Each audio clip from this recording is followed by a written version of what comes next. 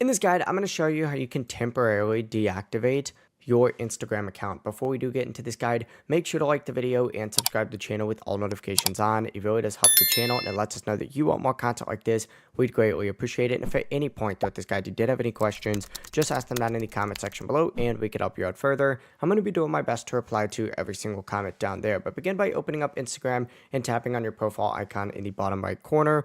On your profile, you need to select the lines up in the top right corner. So there's 3 lines up there. And this is going to redirect you to the settings page. This is where you need to open up Account Center up at the very top, scroll down and select Manage Accounts. And then you need to find your Instagram account on here and go ahead and select Manage for it. From here, select Deactivation or Deletion. And then you need to select Deactivate Account up at the top, hit Continue, and just continue through this process right here. Now, Instagram's essentially just going to walk you through the final confirmation steps.